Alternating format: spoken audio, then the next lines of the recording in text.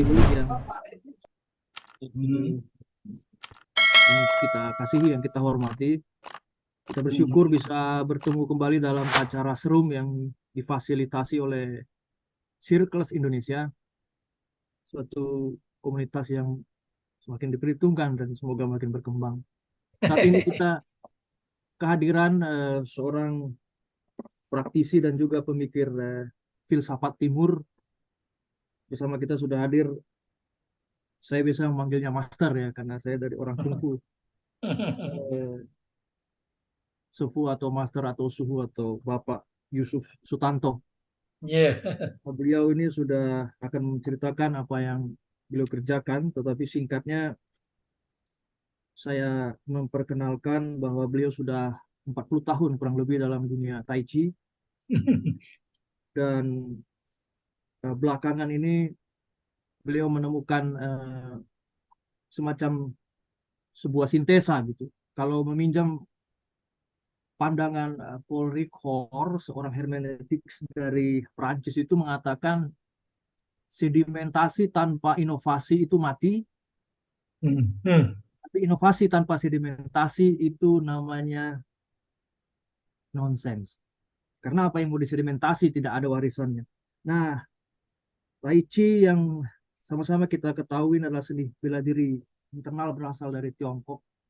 Sedimentasi yang sudah mengendap ya sejak dari India, terus berpengaruhi itu dan berkembang dan bertahan. Banyak legenda tentu tentang Tai Chi ini. Ada yang mengatakan dia lahir dari seorang biksu bernama Chang, tapi sejarah Tai Chi yang diperlihatkan secara akurat itu dimulai dari keluarga Chen, itu Jenderal Chen. Nah, kemudian itu berkembang dengan banyak stylenya. Tadi ada salah sepuh dari Australia, tadi ada style Chen, ada Wu Sun Yang. Nah, Master atau Sepuh Yusuf tentu mengenal itu semua, dan pada tahun 1988 beliau masuk ke dalam satu komunitas internasional uh, Wushu. Waktu itu Wushu termasuk Tai Chi itu akan go internasional. Jadi perlu dibuat standarisasi untuk penjuriannya. Yusuf Yusuf gabung di dalamnya pada bulan Oktober, dan kemudian terus saja beliau mengembangkan itu, dan terakhir ada satu konsep yang beliau sebut sebagai Tai Chi Pranakan. Tai Chi, nilai Tai Chi yang berangkat dari akarnya itu bersintesa dengan kearifan lokal Indonesia, melahirkan suatu filosofi dan juga menubuh ya, membadan dalam gerak.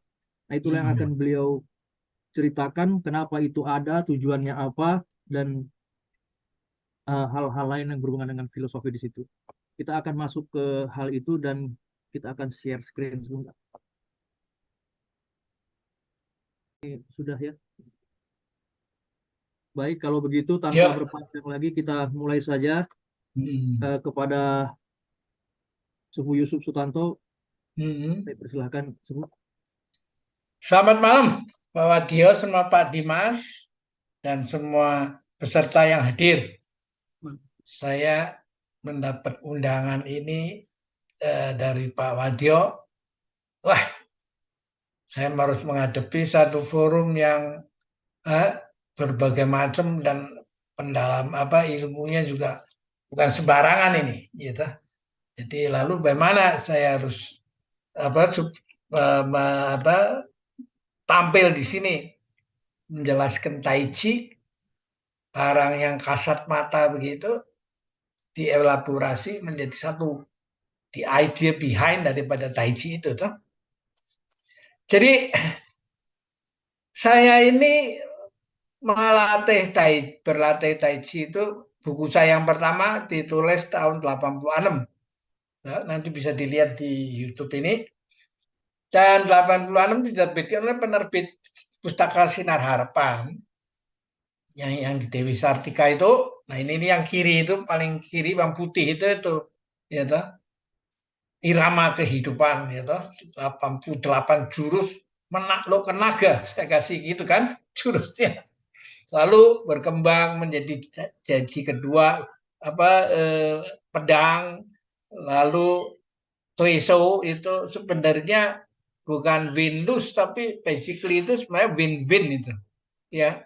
Jadi yang dipakai di dalam manajemen itu adalah bagaimana dengan partner itu bukan win-lose. Kalau win-lose ya berarti dagangnya berhenti, nggak bisa berlanjut kan. Terus kalau win-win gitu bisa sustain gitu. Lalu berkembang menjadi uh, apa, tai chi dan seni memimpin ya, dan lalu yang lebih lagi lalu lebih detail tentang quotation beberapa orang apa yang relevan dengan ini semua. Nah, setelah itu saya mulai generasi keduanya diterbitkan oleh Kompas, penerbit buku Kompas, ya toh. Lanjutin, nah ini semua buku Kompas ini, ya toh. Jalan Cerdas Menuju Sehat, dan lalu Tai Chi untuk perawat, ya. Naik lagi, terus bukan lanjut Pak. Terus, nah ini menjadi itu betul betul tadi, ya. Sebelum ini yaitu, nah ini soft and supple is companion of life, hard and stiff is companion of death, gitu. Jadi ini buku tentang jalan cerdas menuju sehat. Next. Terus ini memimpin ini di kita mulai masuk ke dunia otak ini, ya toh. Melalui otak apa sport yang menggerakkan apa mempengaruhi otak, ya toh. Ya. Penulisnya sudah akhirnya saya sudah lebih banyak menjadi editor, mengkoordinir orang-orang pinting, ya toh, orang-orang sesuai bidangnya, lalu membuat buku bersama, ya toh. Next. Nah ini Tai Chi dan kesehatan otak, ya toh. Jadi setelah itu saya mengajar hampir tiap hari, bukan karena apa, kalau saya tidak mengajar tiap hari itu sudah mulai lemes, dah beraja apa untuk aktif lagi itu sudah apa, sudah semangatnya bangkit kembali lebih susah daripada konsisten melanjutkan ini semua. Karena itu teman saya yang dulu seperguruan dengan saya, dengan guru saya Lau Tiongping itu, dia yang senior itu semua sudah pada apa, setelah ketemu beberapa tahun dia sudah lupa, Tai Chi-nya sudah lupa sama sekali, hampir hilang itu, ya toh.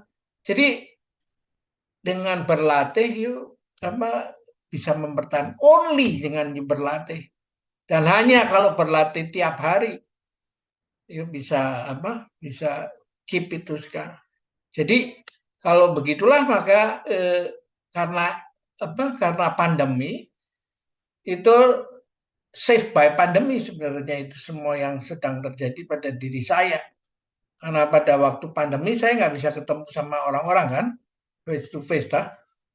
Lalu akhirnya karena ada satu orang yang datang ke tempat ke saya, ketemu saya, dan orang itu, Pak saya ini kena jantung yang harus dioperasi, ada apa bypass kan, tapi saya sudah putuskan resiko terlalu besar, saya nggak mau apa itu, apakah itu punya cara lagi untuk membantu saya.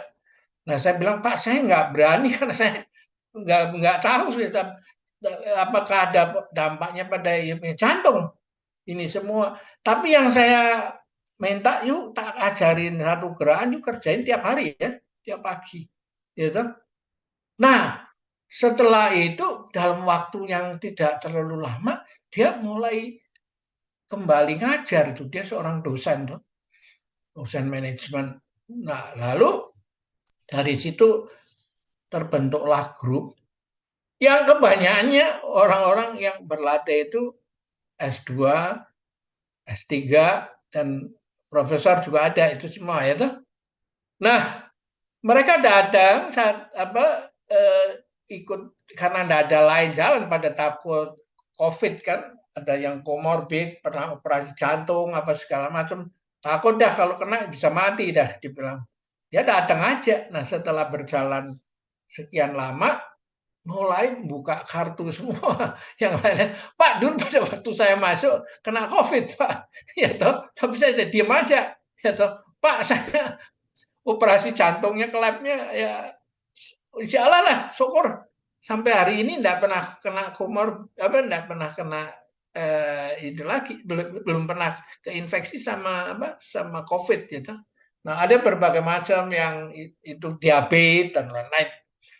Nah, lalu saya mengatakan ini ada peluang, berarti Tai Chi itu menjadi tidak kalah efektifnya kalau diajarkan melalui melalui Zoom itu, gitu. Dan kumpullah kita janji tiap pagi 30 menit aja. Setelah itu terus besoknya ketemu lagi dan akhirnya hanya hari Minggu aja latihan sendiri di rumah, ya kan? Nah, itulah sebabnya kita bisa ada di sini ketemu hari ini, ya kan? Jadi Tai Chi ini adalah sesuatu yang karena kontennya, pemikirannya itu ada dalam, ya, tidak bisa diajarkan oleh orang-orang yang pendidikannya kurang, ya toh. Jadi kalau dia hanya gerak-gerak begitu aja, nanti ditorpedir sama ya itu cuman itu lemes, nggak ada apa-apanya. Bandingkan dengan fitness, toh. Nah, baru mereka bisa bertahan di tengah gelombang yang orang melihat fitness itu melalui speed, power, dan muscle. Itu kita harus survive itu. Karena itu yang terjadi pada pindah atau Tai Chi-nya digabung sama fitness itu. Ada yang dikasih lagu, ada yang dikasih wah macam-macam dah. Nah, lalu ya saya akhirnya harus bicara sama mereka. Oh, bedanya Tai Chi itu dengan apa? Dengan fitness itu di mana? Nah, fitness itu sudah disiplin dari Yunani, atletik itu atlon kan, bahasa Yunani kan, Greek kan. Nah, dia itu kalau you masuk ke fitness center, you masuk, yuk langsung mulai dengan treadmill, kan? Disuruh berlari keras, cepat, artinya dicepetin sehingga you supaya nggak jatuh, harus menjadi cepat, toh, ngikutin sheet-nya yang berputar itu, toh. Nah, itulah speed. Selesai itu masuk ke bagian angkat-angkat junjung semua, toh, power, toh. Setelah atau naik sepeda statik, gitu. Lalu endingnya yuk masuk bagian yang muscle itu, ya toh, membuat supaya ototnya terbentuk bagus, yuk dengan dumbbell itu enteng tapi diulang-ulang membentuk otot tertentu, toh. Nah, itu oleh orang Yunani disebut mens sana in corpore sano. Nah, itu sudah terjadi semenjak 700 tahun sebelum Masehi itu. Jadi suatu konsep Olimpiade itu datang dari sana, kan. Nah, itu terus dikembangkan, dijadikan fitness kepada masyarakat dan lalu diberikan mesin-mesin semua, kan, sehingga itu muncullah organisasi mesin-mesin untuk olahraga, toh, fitness itu. Nah, saya setelah selesai setelah belajar di tempat saya tentang Tai Chi, saya nekat aja masuk ke Hilton Executive Club itu. Hotel Hilton ada Executive Clubnya dan di situ ada saya melamar di situ mau mengajar Tai Chi dan diterima. Jadi saya benar-benar mengenal ini semua teorinya, kan. Nah, menurut pengobatan Tiongkok, ya, bukan speed, power, and muscle, tapi ada satu titik di punya tulang belakang, 4 ruas dari tungging, itu namanya titik Mingmen itu, ya. Nah, titik Mingmen itulah sumber daripada kekuatan, karena itu disebut titik vital, ya. Nah, itu aja yang you kerjakan. Nanti you akan kesehatan muncul dari situ, ya toh. Nah, dari situlah lalu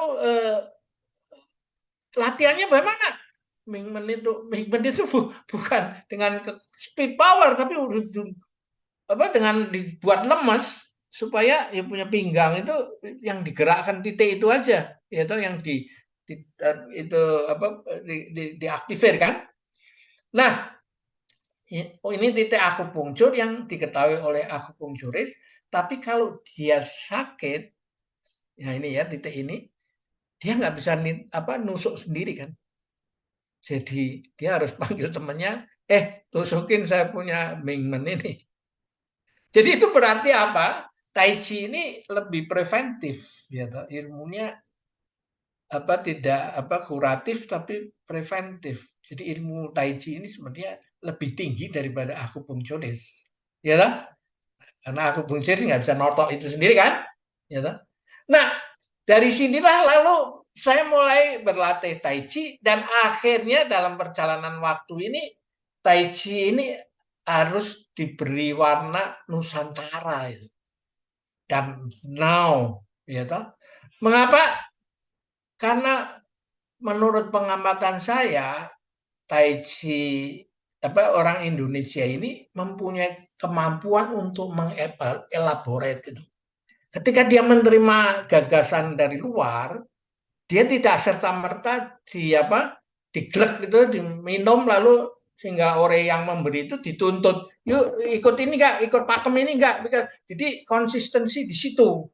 Nah, orang Indonesia itu enggak, orang Indonesia mampu mengelaborate itu semua. Ya toh, umpamanya di dalam Ramayana itu, Mahabharata itu.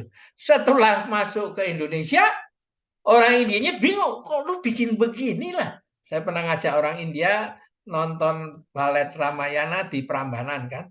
Wah, dia geleng-geleng kepala, kok bisa begini ya? Cerita Ramayana yang dibuat di India itu oleh Walmiki dirubah begini. Akhirnya orang India itu Rabindranath Tagore atau apa itu katanya mengatakan, udahlah ini sudah saya kasih ke Anda, ya terserah udah milikmu, mau apain aja boleh. Tapi saya lihat hasilnya bagus itu. Ya, jadi Indonesia ini kemampuannya begini. Lalu kedua, kalau you lihat halal bihalal, itu ada apa? Ada kemampuan yang unik lagi, di luar negeri nggak ada, di Indonesia ada halal bihalal. Jadi setelah bekerja sama terjadi salah pengertian atau apa selama setahun, ada satu saat dengan halal bihalal kita reconcile lagi itu, saling memaafkan apa sih. Nah, Tai Chi saya ini saya mau kembangkan menjadi itu, Tai Chi yang yang model daripada Tai Chi Indonesia kan, benar? Nah, karena apa, di Indonesia itu ada satu konsep hasta brata itu patwa kan, ya toh. Nah, patwa itu di dalam teknis medicine itu seperti yang gambar kiri itu, ya.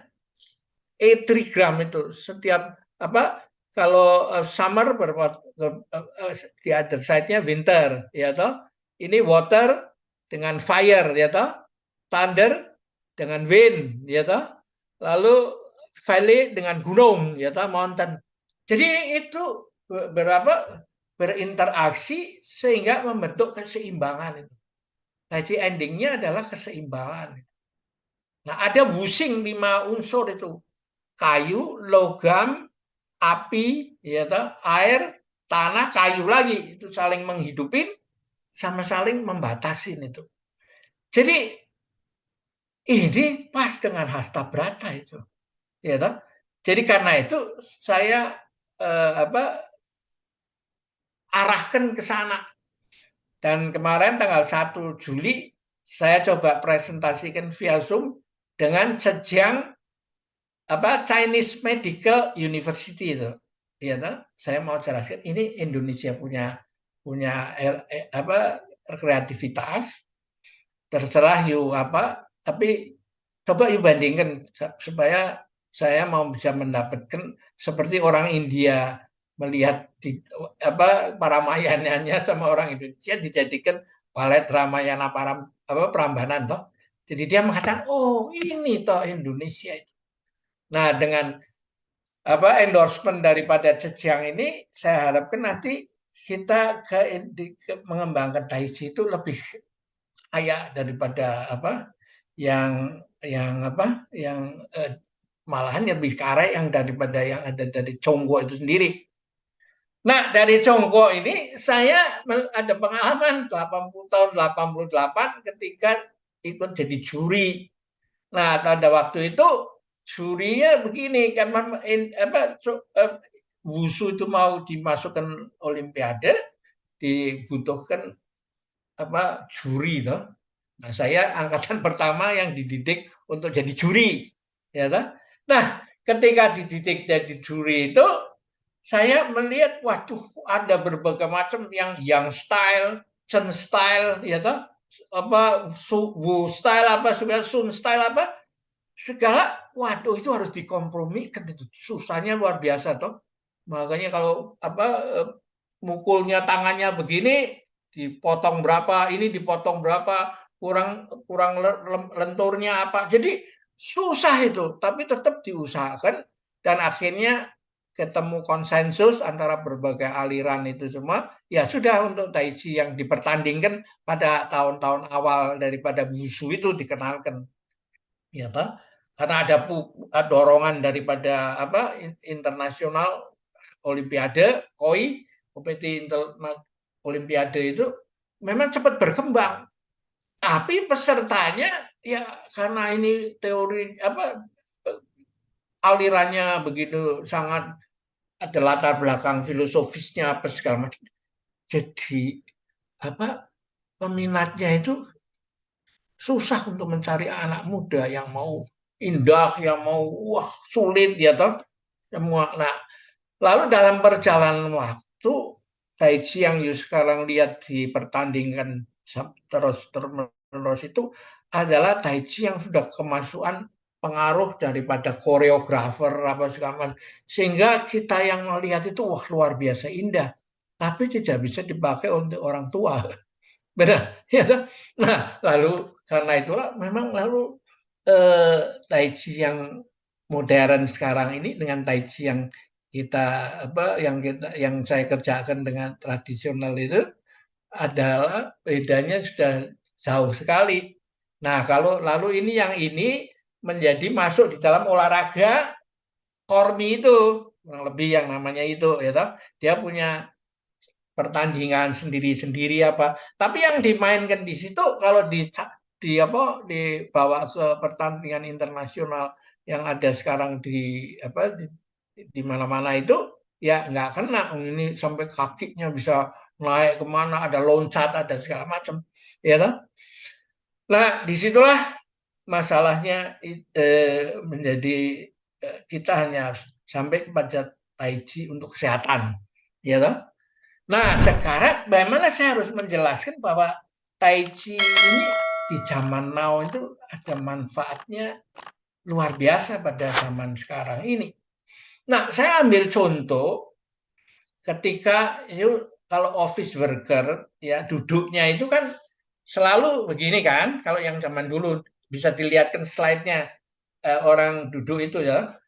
Nah, kalau banyak ada di kantor yang banyak orang duduk, nah itu ya toh maka dengan cuman duduk kayak sebelah kiri aja ya sudah ya dari pagi sampai sore duduk begitu apalagi yang makan sampai gitu ya sudah tidak lama lagi akan sakit ya dan lalu bagaimana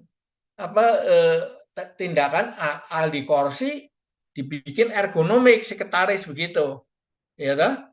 Nah tapi kalau begitu terus kan nggak enak juga toh. Nah oleh Tai Chi yang sebelah kanan sama yang sebelah ini, yang kiri itu dijadikan proses orang alik sehingga menjadi sport ditambah dengan napas, ya toh? Nah, ini lalu menjadi penting karena dia tak melatih Mingmen sama melatih napas, ya toh? Ketika yang di sebelah kanan itu seperti ombak yang sedang ke pantai, nah kembali ke kiri sebagai ombak yang kembali ke laut, ya toh? Nah, yang kiri itu bentuknya juga tidak boleh peleat-peleat, dibentuk namanya apa, Hansyung Pak P, punggung kura-kura itu ya, seperti letter C, lembut ya toh. Nah, kepalanya juga nggak boleh ini, kepalanya nyundul ke langit ya toh, berat badannya ke bumi. Jadi ada konsep langit dan bumi. Nah, ini oleh apa, oleh salah satu orang kita, anggotanya seorang dokter apa, tulang belakang, operasi tulang belakang, dikatakan Tai Chi ini bisa mengalahkan, mengatasi pandemi sakit pinggang itu. Ya toh? Nah, sakit pinggang itu apa, penderitanya banyak sama tulang leher itu, sehingga membuat orang itu saraf kecepit, ngaliin sepatu kecepit apa segala macam, itu dia nggak mematikan seperti COVID, tapi dia itu membuat dia punya produktivitas menurun, ya toh. Nah, karena itu Tai Chi ilmu di zaman now itu, ya toh. Jadi itu bukan, kalau you belajar Tai Chi jangan belajar ilmu kuno, ya toh. Ini salah satunya. Satu lagi itu, orang yang apalagi yang sudah berumur, begitu bangun tidur itu kalau apa, langsung jalan kaki, jalan ke toilet ya, bisa kepleset, bisa apa segala macam ya. Nah, Tai Chi ini bisa digerakkan, dilaksanakan dengan cara duduk itu toh. Jadi ketika you bangun tidur, you bisa langsung Tai Chi, supaya setelah itu baru ke toilet kan. Nah, itu menjadi ilmu zaman now lagi ya toh. Nah, satu lagi, salah satu orang anggota, seorang dokter yang belajar Tai Chi yang menemuin saya, itu saya tak kasih gerakan begini-begini, lalu dia nggak nggak apa, dia pulang ke rumah dia latih sendiri. Nah, dia cek tekanan darah sebelum berlatih sama setelah berlatih 30 menit. Nah, dia bilang, Pak, ini tidak cocok dengan ilmu kesehatan olahraga yang saya pelajarin di UI itu.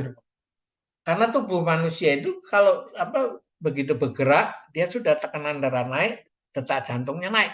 Ini kok Tai Chi 30 menit berlatih, keringetan sudah gembrobios begini, karena harus harus apa, berat badan yang dijadikan beban, ya toh. Lalu kok tekanan darah sama detak jantungnya segitu-segitu aja. Lalu ini berarti apa? Tai Chi ini cocok untuk senam jantung. Wah, ini zaman now lagi. Jadi kalau you mau menghindari Tai Chi serangan pada jantung, olahraga Tai Chi sangat direkomendasikan. Kalau saya melihat orang-orang di kantor, pekerja-pekerja di kantor itu, ketika jam 4 mulai time, dia bawa tas lalu masuk ke bagian ruang gym, lalu gedebrak-gedebuk, loncat-loncat sampai gembrobios apa, keringatnya, lalu dia merasa itu. Jadi ada sentakan yang membuat yang dia klaim itu sebagai mensana in corpore sano, kan itu berbahaya. Benar? Jadi dari sehari duduk terus berubah jadi ini. Nah, kembali lagi, Tai Chi adalah jalan yang bijak untuk mengatasi, membuat orang di kantoran itu bisa sehat, gitu ya. Ini satu lagi, makanya dia zaman now, gitu. Nah, sekarang bagaimana Tai Chi kaitannya dengan diabetes, gitu.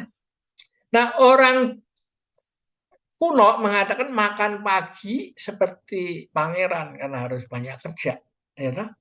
Makan siang seperti raja karena setelah capek kan you menikmati toh. Tapi setelah itu kerja lagi sampai sore kan. Nah, menarik sekali adalah makan malam seperti apa? Seperti pengemis itu. Nah, itu saya masukkan dalam, kalau kita kemarin-kemarin itu mengikuti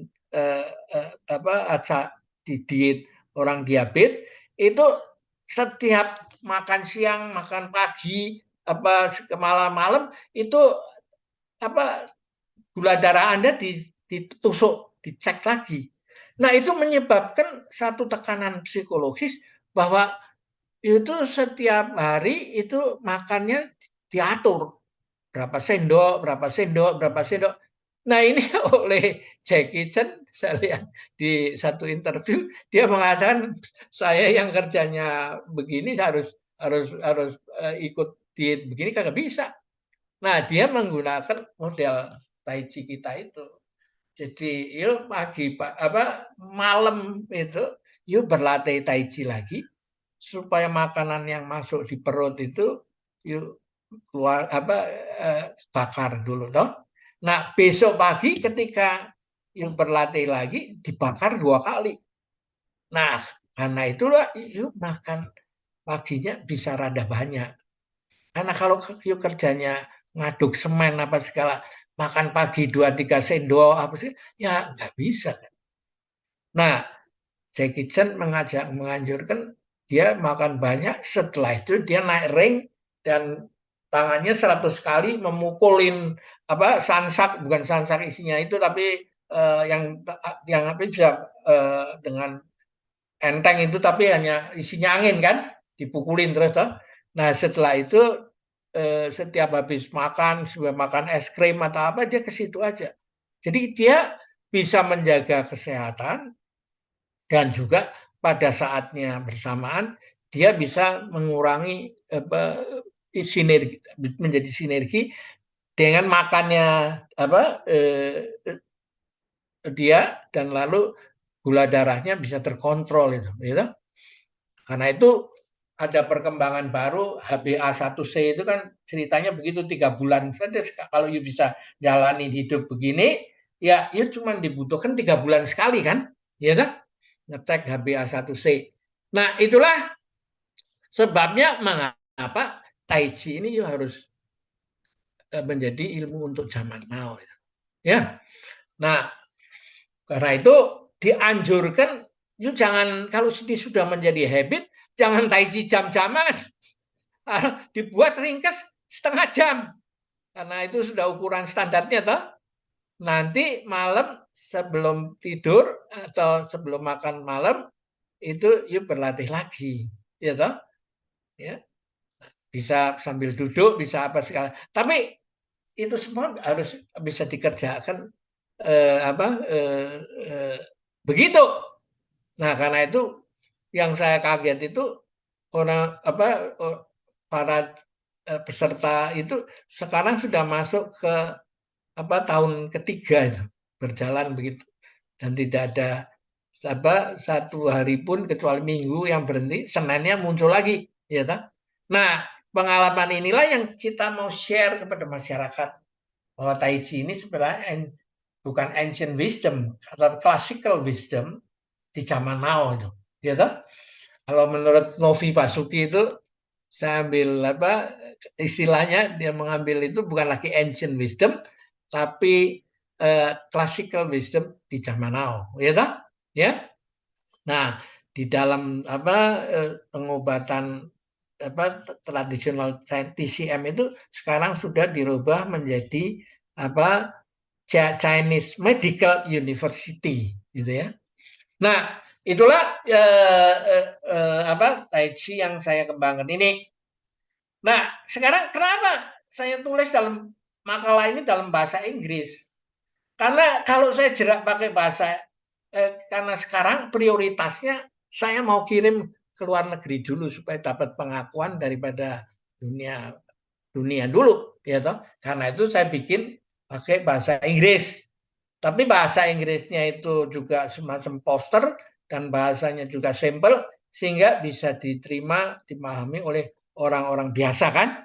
Benar nggak? Ya toh? Jadi karena ini bukan sok-sokan, tapi ada maksudnya mengapa ditulis dalam bahasa Inggris, ya toh? Jadi begitu kira-kira saya punya introduction bahwa tujuan ini semua terjadi. Nah, sekarang mengapa saya kembangkan untuk para guru dan perawat, ya toh? Itu ada di slide-nya di situ nanti, bahwa jumlah guru itu akan selalu defisit dibandingkan jumlah murid itu karena penambahan penduduk kan sehingga guru itu selalu ketinggalan itu jumlahnya kebontal-bontal untuk ngajar itu semua ya. Nah lalu dia ini menjadi penting sekali.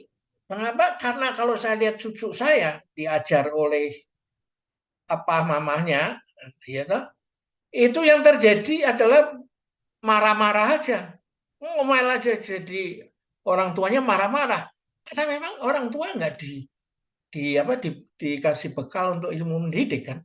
Jadi karena itu peranan guru sangat-sangat penting, ya toh. Nggak bisa diganti oleh gadget karena nggak ada gadget, hanya seperti delivery barang aja begitu kan, nggak ada edukasinya kan. Nah karena itu ada rencana saya pusatkan bahwa Tai Chi itu untuk mengembangkan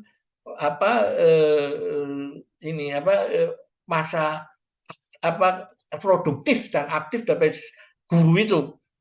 Meskipun nanti oleh aturan harus pensiun, tapi akan dipanggil oleh sekolahnya, diminta terus melanjutkan meskipun statusnya diangkat dia toh part timer atau apa, tapi akan dibutuhkan itu.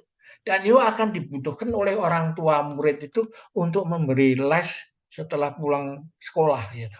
Nah itulah saya merasa bahwa guru ini menjadi penting.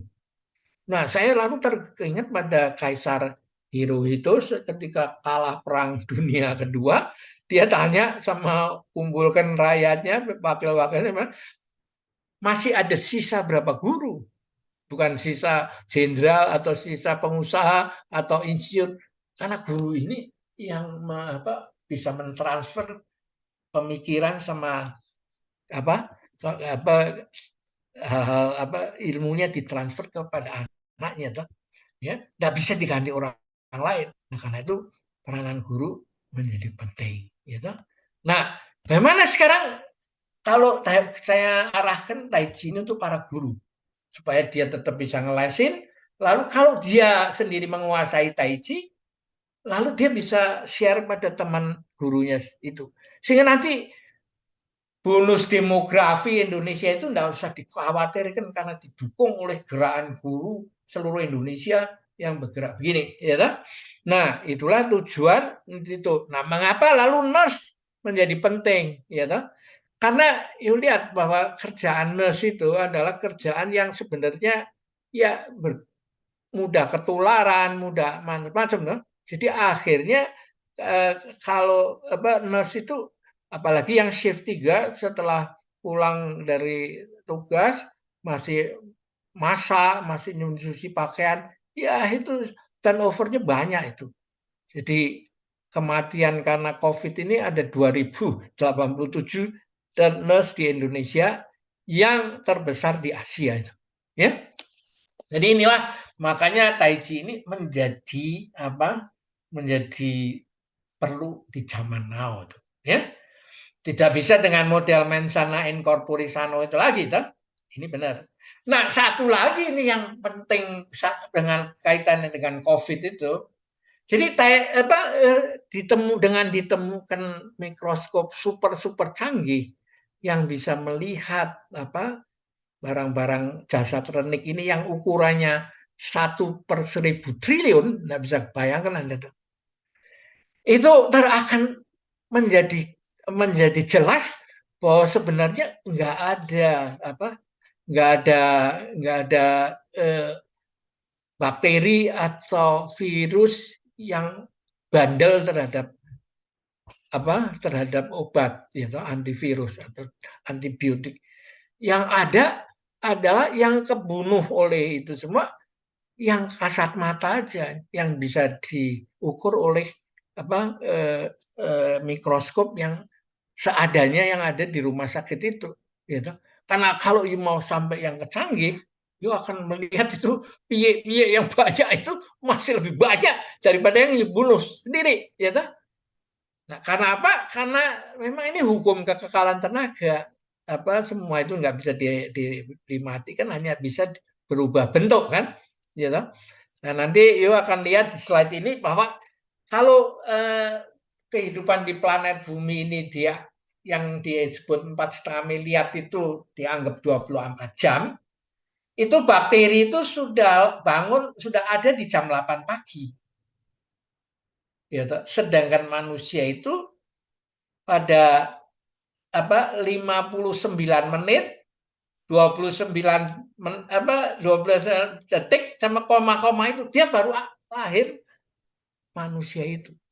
Jadi manusia ini mau membunuh ini kan akhirnya kan orang muda membunuh yang ancestornya kan, ya kan? Karena itu ya akhirnya dia menyerah bahwa akhirnya yang diperlukan itu justru harus kolaborasi dengan si virus itu dilemahkan, dimasukkan, lalu menimbulkan respon imunitas. Nah, imunitas inilah yang disebut Qi. Jadi ke depan itu ilmu kesehatan itu sudah semakin jelas tidak bisa dijalankan sendiri, tidak bisa dengan menghabisin pil aja, tapi unless you bergerak, ya, unless you menggunakan menemukan cara yang bijak untuk mengembangkan yang disebut energi Qi ini, ya ini tadi umur ini ya. Nah terus, setelah itu, ada lagi itu zaman now lagi stres ini, your health itu ya, dan ini membutuhkan mindful walking meditation itu, ya toh? Karena dengan mindful meditation itu you punya stres bisa bukan dihilangin, under control, manageable, ya toh? Karena kalau stres itu dalam kondisi stres, maka imunitas you akan turun dan hasil cek laboratorium hasilnya terbalik-balik, gitu ya. Bahkan kanker punya tes itu yang stres bisa, yang biasa dalam keadaan rendah, ketika stres diukur ke laboratorium bisa dalam kondisi tinggi, ya. Jadi karena itu stres menjadi penting, ya. Nah, untuk menghilangkan Tai Chi ini adalah salah satu way untuk mengalahkan stres itu atau mengendalikan itu. Nah, kemarin malam kita mengundang ahli otak, Dr. Sutarmo dari UI, dia mengatakan bahwa kalau you menggunakan speed and power dan muscle, you punya darah itu larinya ke otot. Tapi kalau you menggunakan senam pernapasan yang pelan seperti Tai Chi, ya, maka si darah itu masuk ke korteks prefrontal itu. Dan di dalam korteks prefrontal itu ada yang mengurus kaitannya dengan penglihatan, pendengaran, penciuman, apa segala macam. Itu Anda bisa cari sendiri sama dokter-dokter yang Anda di tempat masing-masing kalau mau tahu detailnya, toh. Ya. Jadi ya ini kan sport zaman now, bukan sport yang zaman yang kagak, ya ini ilmu kuno dan enggak ini, ya udah kalau orang itu masih begitu ya. Karena itu banyakan yang ikut di dalam latihan ini, latihan saya itu S2, S3 sama profesor itu, yang S1 masih mau ngecilin perut, mau apa segala, dia ya sudah, ya bisa nggak mau apa lagi, ya sudah didiemin aja toh. Atau cuma harus ikut acara malam ini kan, benar, untuk mendengarkan bahwa Tai Chi menjadi ilmu yang cocok untuk segala usia. Nah, sekarang ini ada satu mission khusus, yaitu karena Indonesia itu kalau dikenal menjadi bangsa yang bisa mengelaborate menjadi lebih baik dari aslinya, maka orang akan, posisi Indonesia di mata dunia akan meningkat. Seperti sekarang yang sedang dialami itu toh, di mana-mana Pak Jokowi itu dipuji kan, menjadi harapan karena nasionalisme di dalam Taman Sarinya internasionalisme yang ditatukkan oleh Bung Karno di PBB sehingga 2 kali standing ovation terjadi. Sekarang terpaksa atau menjadi tuntutan zaman sekarang. Nah, bagaimana bisa dilaksanakan itu? Nah, kalau kita bisa menjalankan kepemimpinan ini, maka Indonesia bisa mendapatkan besar untuk menjadi sekjen Perserikatan Bangsa-Bangsa kan? Nah, untuk itu ini nanti dosen-dosen kita yang nanti mau punya anak di luar negeri sedang studi, kita bekalin ilmu ini supaya dia nanti bisa menjelaskan Tai Chi Indonesia ini, Tai Chi Nusantara ini ke universitas-universitas di luar negeri, ya toh. Nah, lalu dia diangkat menjadi dosen tamu kah atau apa segala. Jadi lalu ini ilmu bisa menyebar itu, ya Tai Chi Nusantara ini. Jadi saya rasa itu dulu, nanti masih ada banyak apa, tapi nanti diberi kesempatan untuk tanya, nanti saya lanjutkan lagi. Ya dah, silakan Pak.